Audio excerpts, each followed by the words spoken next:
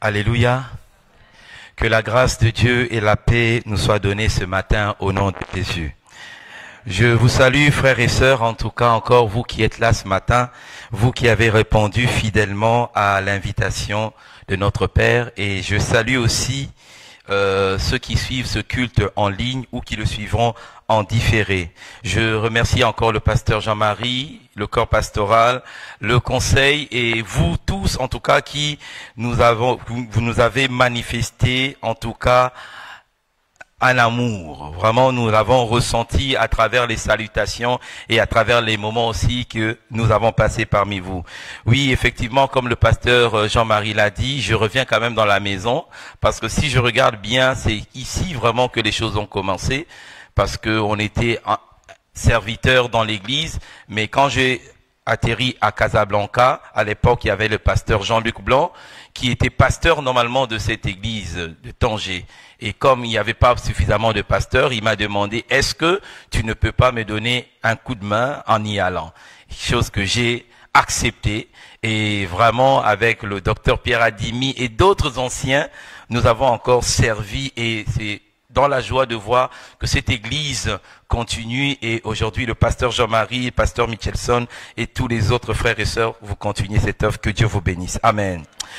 Nous allons continuer toujours dans notre grande thématique que nous avons commencé depuis vendredi et durant la semaine qui est Christ en nous, l'espérance de la gloire. Et pour atterrir aujourd'hui, nous allons parler de souffrir et combattre pour la gloire de Dieu.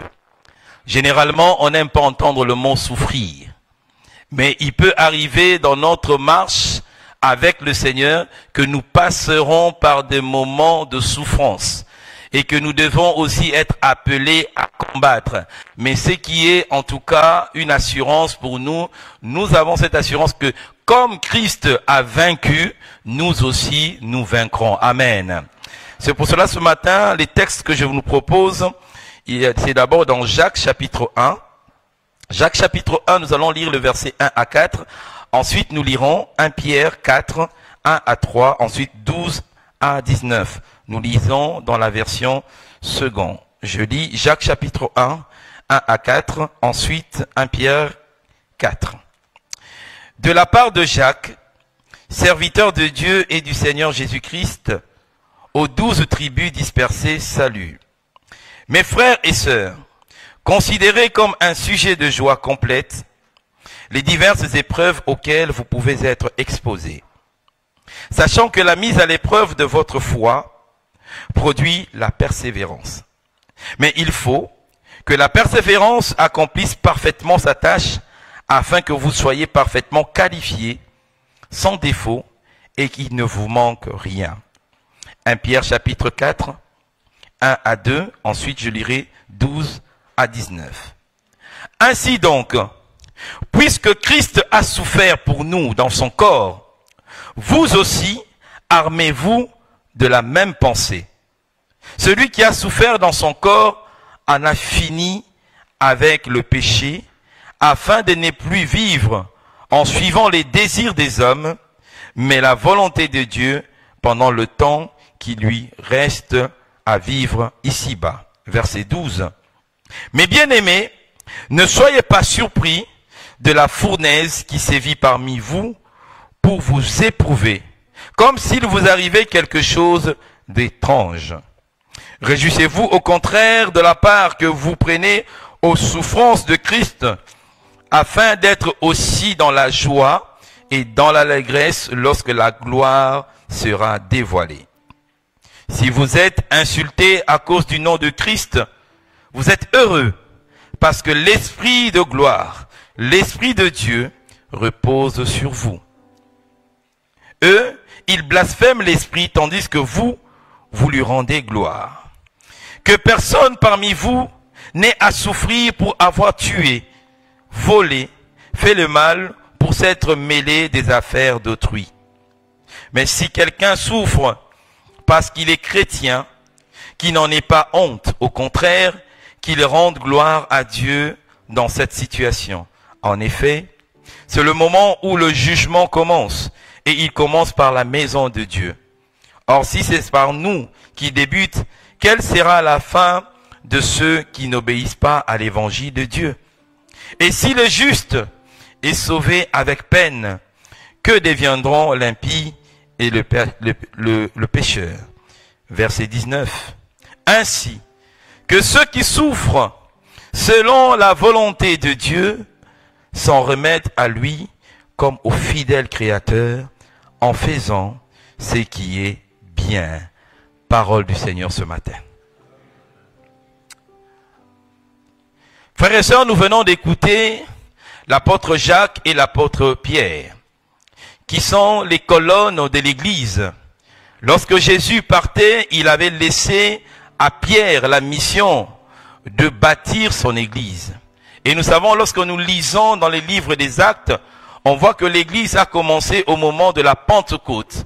Ils étaient rassemblés et le Saint-Esprit est descendu sur eux. Ils ont commencé à parler. Et c'est de là que le mouvement a commencé. Mais lorsque vous lisez les chapitres, à partir du chapitre 6 jusqu'au chapitre 8 du livre des Actes, vous allez voir que à un moment donné va surgir des moments difficiles, des moments de persécution. Et les fidèles, les disciples seront obligés de se disperser dans tout l'étendue du royaume, fuyant la persécution. Et c'est dans ce contexte-là que l'apôtre Jacques et Pierre qui sont restés vont écrire cette lettre pour encourager, pour fortifier, pour motiver, j'ai envie de le dire, les frères et les sœurs qui sont dispersés. Et ce matin aussi, ce message, j'aimerais t'encourager. Toi qui es là peut-être ce matin, tu traverses des moments difficiles. Peut-être que tu es malade depuis tant de mois. Tu pries, mais tu ne vois pas la guérison. Peut-être que tu es là, tu cherches un travail, ça dure. Peut-être que financièrement, ce n'est pas le cas. Peut-être que tu as plein de sujets qui te tiennent à cœur. Mais la bonne nouvelle que j'ai pour toi, c'est qu'il y a un temps pour tout. Il y a un temps pour tout. Il y a un temps pour la souffrance, mais il y a aussi un temps où Dieu nous visite. Et il y a un temps où Dieu aussi va te faire et va nous faire du bien. Lorsque nous lisons dans 1 Timothée le chapitre 3, l'apôtre Paul nous dit une vérité. Il dit, dans les derniers temps, surgiront des moments difficiles. Ils surgiront des moments difficiles. Les gens deviendront méchants. Les gens deviendront mauvais. Les gens, et il liste toute une série de qualificatifs qui nous montrent que dans le monde dans lequel nous vivons, les choses ne vont pas bien. Et face à cela, nous qui sommes enfants de Dieu, nous sommes confrontés parfois à des frères, à des sœurs, parfois à des amis, pour qui nous n'avons rien fait de mauvais, mais qui nous rendent le mal. Parfois même dans nos propres familles, nous avons des personnes qui nous font souffrir, alors que nous n'avons rien fait. Parfois même nous faisons face à des combats. Des combats. Tu es là chaque matin, tu dois te lever, déjà combattre pour manger. Mais tu ajoutes à cela des combats spirituels. Frères et sœurs, cette réalité ne doit pas nous étonner. Personne n'aime souffrir. Je ne sais pas si vous avez déjà vu ou entendu quelqu'un qui vous dit « Moi, je cherche la souffrance ». Ou bien « Moi, je veux souffrir dans ma vie ». Personne. Mais il y a une réalité que nous ne devons jamais oublier. C'est que le serviteur n'est pas plus grand que son maître. Alléluia. Le serviteur n'est pas plus grand que son maître. Jésus a dit, si ils m'ont haï, sachez aussi qu'ils vous haïront. S'ils vous ont écouté, sachez qu'à un moment donné, ils vous écouteront. Donc nous, en tant qu'enfants de Dieu, nous devons aussi intégrer cette vérité, cette réalité, qu'il arrivera des moments où nous allons souffrir. Nous allons souffrir pourquoi? Parce que nous appartenons à Dieu. Parce que tu appartiens à Christ. Parce que tu ne fonctionnes pas selon le système de ce monde. Et ce monde dans lequel nous marchons, ce monde dans lequel nous vivons, est sous la domination du diable et sous la domination du malin. 1 Jean chapitre 5 verset 19 nous dit, nous appartenons à Dieu, mais le monde entier est sous le pouvoir du mauvais. Et c'est dans ce monde-là que le Seigneur nous place afin que nous puissions témoigner. C'est dans ce monde-là que Jésus veut que la lumière qui est en toi brille. C'est dans ce milieu hostile que le Seigneur veut que tu puisses tenir ferme. C'est dans ce milieu hostile que le Seigneur veut que tu ne puisses pas te compromettre. Alléluia. Christ aussi a souffert une fois pour toutes pour les péchés. Lui, le juste, a souffert pour des injustes afin de nous conduire à Dieu. Il a souffert une mort humaine, mais il a été rendu à la vie par l'Esprit, nous dit 1 Pierre au chapitre 3.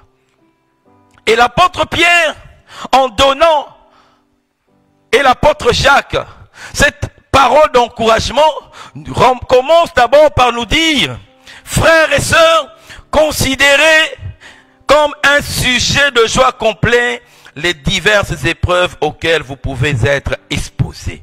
Ah, la Bible est compliquée. Hein? Il dit, considère la situation que tu traverses comme un sujet de joie. Donc, autrement, Dieu est en train de dire, mon frigo est vide, mais je dois être dans la joie. J'ai pas d'argent pour payer la scolarité, mais je dois être dans la joie. Il dit, comme un sujet auquel vous êtes exposés, sachant que la mise à l'épreuve de votre foi produit quoi? La persévérance. Ici, frères et sœurs, j'aimerais d'abord nous dire une chose. C'est que le fait d'être enfant de Dieu ne nous exclut pas des épreuves.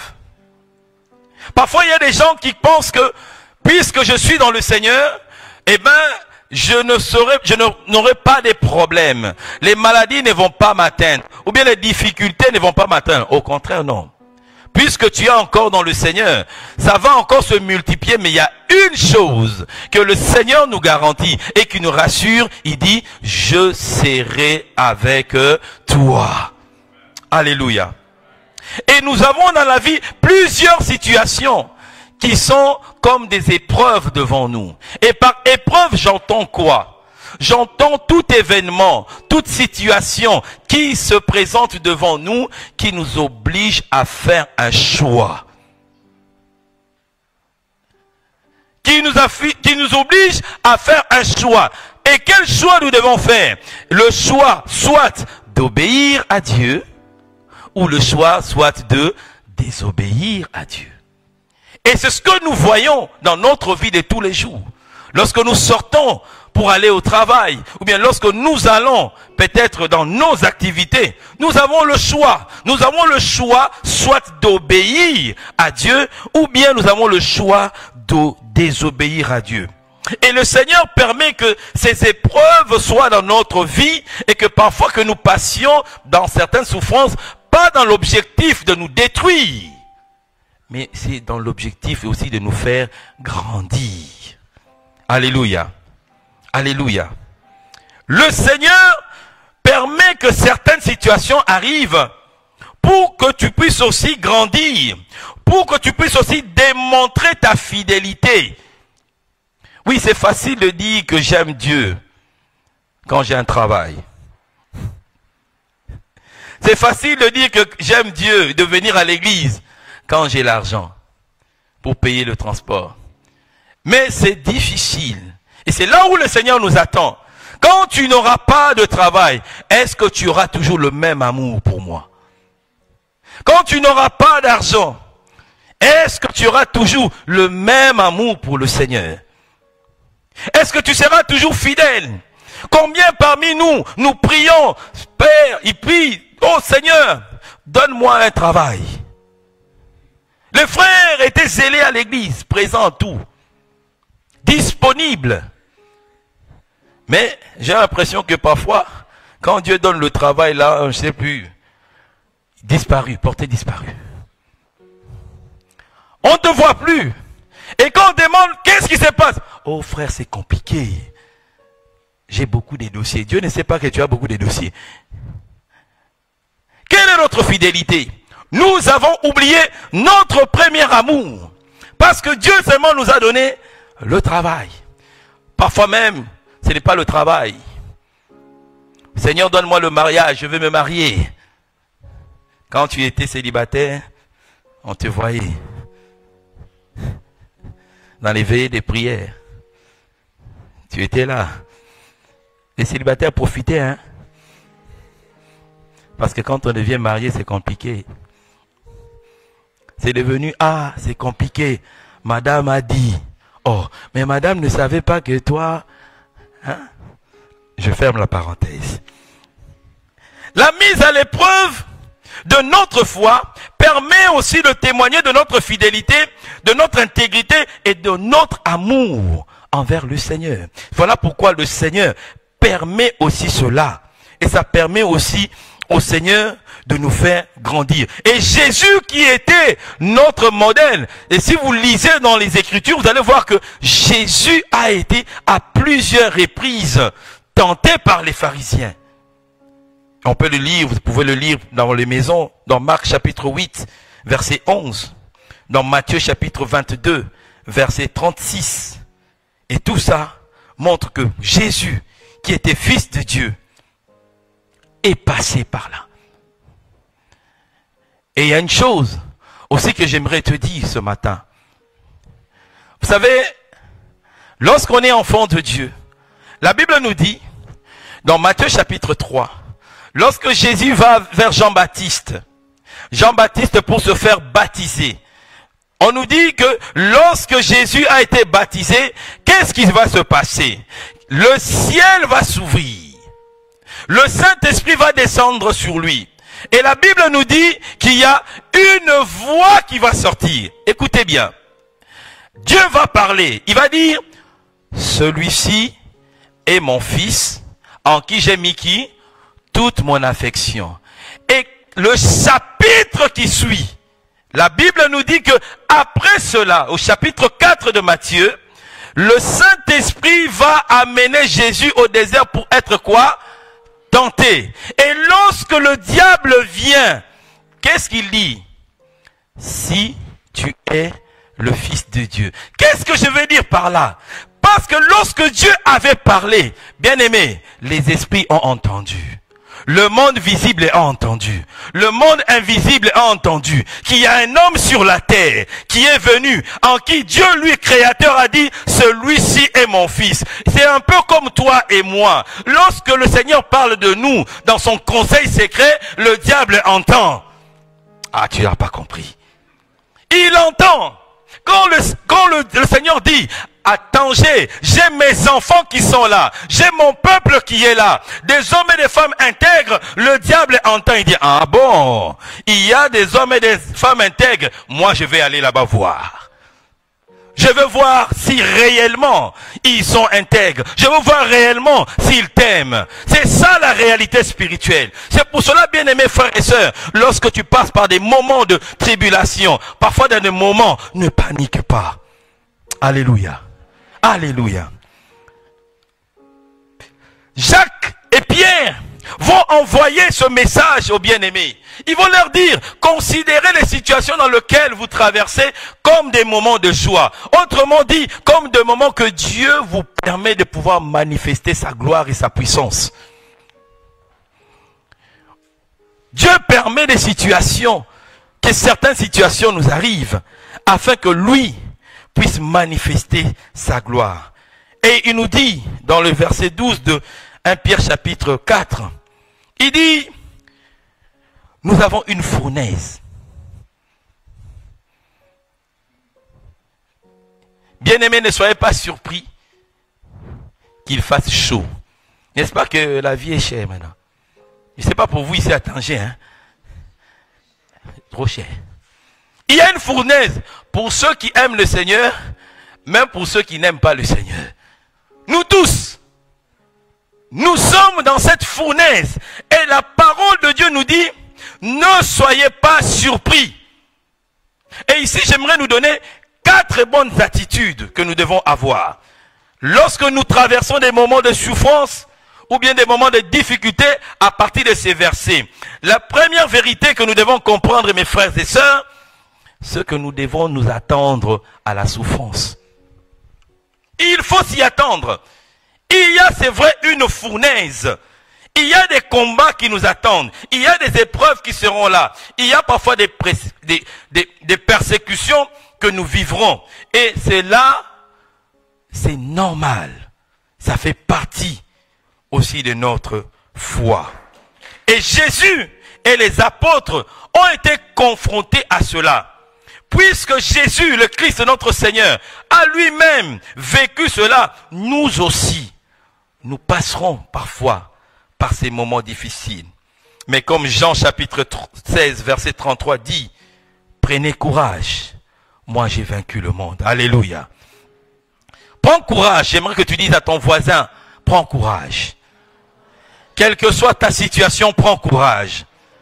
Quel que soit ton problème, prends courage. Parce que Jésus-Christ a vaincu. Parce que Jésus-Christ a vaincu, toi aussi tu vaincras. Parce que Jésus-Christ a vaincu, toi aussi tu vaincras. Alléluia. Et c'est connaissant cela que Paul dira, si je sais qu'il y aura des moments difficiles, alors qu'est-ce qui peut me séparer de l'amour de Dieu? Romains chapitre 8, verset 35. Regardez la liste de ce que Paul va dire.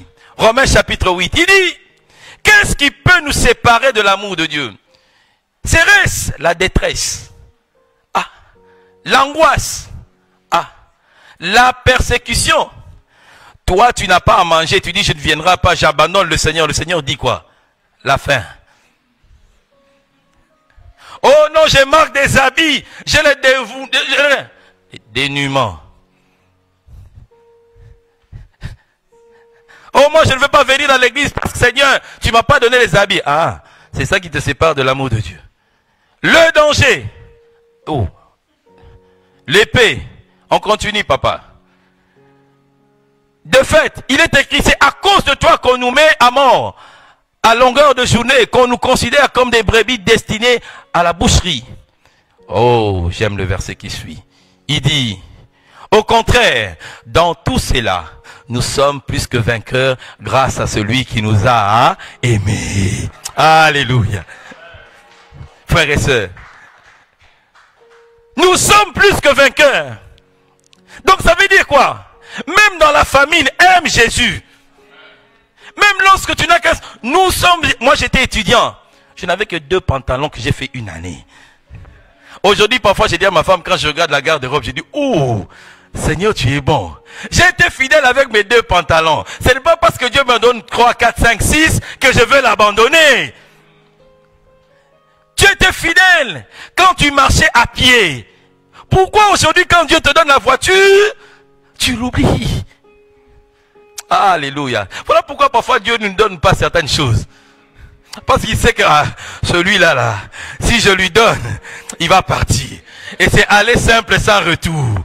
C'est pour ça que tu pries, dis attends. Attends. Alléluia. Nous devons nous attendre à ces choses. Mais même quand ça arrivera, Seigneur, je crois que j'en sortirai vainqueur.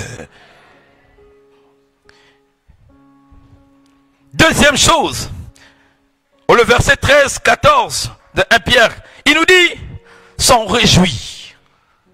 S'en réjouit.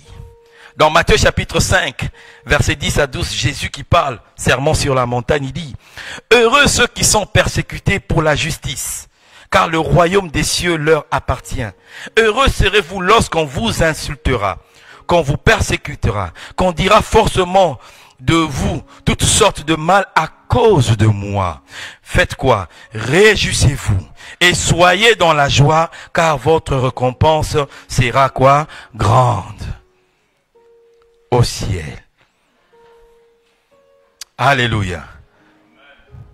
Mon frère, ma soeur, je vais ouvrir une parenthèse ici. Parfois, tu peux vivre des choses, tu peux vivre des souffrances dont toi-même tu en es l'auteur. Mais parfois, tu peux aussi vivre des situations dont toi tu n'en es pas l'auteur. C'est pour cela, frères et sœurs, lorsque nous avons une situation difficile qui pointe à notre vie, examinons d'abord notre cœur. Demandons-nous, qu'est-ce que j'ai fait? Qu'est-ce que j'ai ouvert comme porte? Où est-ce que j'ai été négligent et qui a permis à ce que le diable puisse se saisir de cette occasion-là pour me faire du mal? Et lorsque nous comprenons cela, allons directement au pied de la croix. Confessons, disons, Seigneur, pardonne-moi. Pardonne-moi d'avoir permis à ce que cette porte s'ouvre pour que l'ennemi me fasse du mal. Mais nous pouvons aussi souffrir. Nous pouvons aussi être attaqués. Pas parce que nous avons fait du mal. L'exemple, vous en connaissez. Job n'avait rien fait. Lui ne savait pas qu'il était au cœur d'un challenge entre Dieu et le diable. Il ne savait pas. Mais Job est resté fidèle. Job est resté attaché à ce Dieu. C'est pour cela, troisième élément, nous devons discerner l'origine des persécutions. C'est pour cela, la parole de Dieu nous dit, il vaut mieux souffrir pour le nom de Christ que de souffrir comme meurtrier, comme voleur, comme fauteur de troubles ou bien comme rebelle. Si tu as volé et que tu assumes les conséquences, tu as ce que tu as mérité. C'est pour cela la parole ici nous met en garde. Mais j'aime le quatrième point. La Bible nous dit au verset 19 que celui qui souffre, celui qui traverse des moments difficiles, fasse quoi? Ainsi que ceux qui souffrent selon la volonté de Dieu, s'en remettent à Dieu comme au fidèle Créateur en faisant quoi? Ce qui est bien. Voilà ce que le Seigneur attend de nous. Mon frère, ma soeur, ce n'est pas parce que tu manques de l'argent que tu dois changer de mine.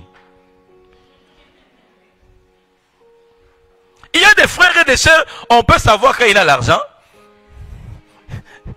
On peut savoir aussi quand il n'a pas l'argent. Quand il a l'argent, oh, il vous salue. Quand la sœur a l'argent, oh. Mais quand il n'a pas, non. Nous devons traverser ces moments-là en faisant le bien. Et c'est ce que le Seigneur nous demande. Frères et sœurs, je vais chuter en disant ceci. Que nous appartenons à Christ. Nous reflétons sa gloire. Nous annonçons la bonne nouvelle. Et à partir de ce moment-là, nous passerons par des moments de souffrance, par des moments de combat. Mais il y a une chose que nous devons être sûrs et certains de cela. Jésus ne nous abandonnera pas. Il pouvait dire, dans 1 Pierre toujours, le chapitre 5, à partir du verset 7, il dit ceci. Il dit que le diable étant déchargez-vous sur lui de tous vos péchés, de tous vos soucis, car il prend soin de vous. On descend. Il dit, soyez quoi? Sobre, vigilant. Votre adversaire, le diable, rôde autour de vous comme un lion, rugissant, cherchant qui il va dévorer. Mais, la suite, résistez-lui avec une foi ferme et inébranlable, sachant que les mêmes souffrances sont imposées à vos frères et aux sœurs dans le monde. Verset 10, il dit, le Dieu de toute grâce vous a appelé en Jésus-Christ à sa gloire, après que vous aurez souffert un peu de temps seulement. Il fera quoi? Il fera quoi? Il fera quoi? Il vous rétablira lui-même. Il vous fera affermir. Il vous fortifiera et il vous rendra inébranlable. Donc, un peu de temps seulement. Voilà pourquoi nous devons combattre. Dis à ton frère, résiste. Résiste avec une foi inébranlable. Que tu aies, que tu n'aies pas, résiste. Parce que ce qui nous attend au ciel est plus important que ce que nous gagnerons ici. Il y a une espérance qui nous attend. Et cette espérance est en Jésus-Christ. Et le même Jésus-Christ te dit ce soir, ce matin, prends courage. Prends courage. Toi qui es abattu, le Seigneur voit. Il pouvait dire, je finis par là, dans Ésaïe 43, le verset 32. Et je vais demander à quelqu'un qui est là, qui traverse peut-être cette situation. Ésaïe 43, verset 2. Le Seigneur dit, est-ce qu'on peut mettre... Je ne sais pas si quelqu'un traverse les eaux maintenant. Je serai avec toi. Je ne sais pas si tu es submergé par quelque chose. Le Seigneur est avec toi. Je ne sais pas si tu es en train de marcher dans le feu. Le Seigneur te dit, tu ne brûleras pas. Le Seigneur te dit, tu ne brûleras pas. Parce qu'il est avec toi. Et parce qu'il est avec toi, il te garantit que 1000 tomberont à gauche, que 10 000 tomberont à ta droite et rien ne pourra t'atteindre. Alors frères et sœurs, toi qui es venu ce matin, sache que Jésus-Christ est le même hier, aujourd'hui et éternellement. Christ en nous, c'est l'espérance de la gloire. Puisque Christ est vivant en nous, alors nous pouvons souffrir, nous pouvons combattre, mais nous avons cette certitude que le Seigneur sera toujours avec nous. Amen. Que Dieu vous bénisse.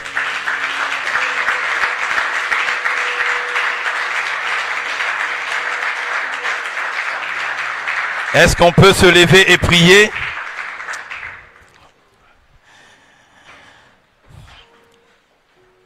Nous allons prier, nous allons demander au Seigneur de nous enraciner en lui. Est-ce que je ne sais pas si la chorale peut nous conduire à ces cantiques? Je vais m'enraciner en toi. Est-ce pendant que nous faisons ce chant, dis Seigneur, quelle que soit la situation que je vis, mais je vais être là avec toi.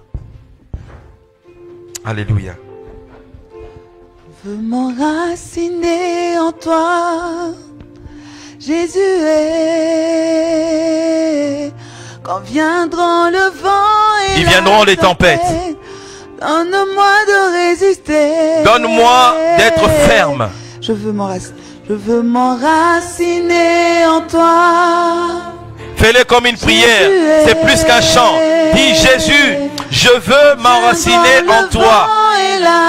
Lorsque les vents, les tempêtes viendront frapper à la porte de ma vie, donne-moi de rester ferme. En toi, Jésus est. Christ a souffert. Voilà pourquoi lorsqu'il a souffert, il peut secourir aussi celui qui en a besoin. Je veux m'enraciner. Je veux m'enraciner en toi. Jésus est. Quand viendront les vents et la tempête, donne-moi de résister. Je veux m'enraciner. Je veux m'enraciner en toi. Jésus est. Quand viendront les vents et la tempête, donne-moi de résister. Est-ce que tu peux présenter à Dieu cette situation qui paraît comme une tempête devant toi? Cette situation qui trouble tes nuits. Cette situation qui ôte ta paix. Est-ce que tu peux simplement lui présenter ça? Dis Seigneur, voici cette montagne. Jésus pouvait dire à ses disciples, si vous avez simplement une petite foi, vous direz, et dire, parle aujourd'hui à cette situation, parle à ces problèmes, parle à cette situation qui représente cette montagne qui t'empêche de pouvoir entrer, faire ce que le Seigneur attend de toi. Demande de là de se ôter de ton chemin. Demande-la de t'ôter de ton chemin. Parce que Jésus-Christ est là. Seigneur, nous voulons nous enraciner en toi, Seigneur. Nous voulons être des hommes et des femmes stables. Quelles que soient, Seigneur, les souffrances, quelles que soient les difficultés, quelle que soit la pauvreté ou l'abondance, quel que soit ce que tu donneras, tu permettras. Seigneur, donne-nous de ne pas céder. Donne-nous de combattre, Seigneur, de résister avec une foi ferme et inébranlable. Parce que, Seigneur, nous savons que tu nous rétabliras. Parce que nous savons que tu nous guériras. Parce que nous savons que tu nous affermiras. Oh, que ce soit les tempêtes qui souffleront.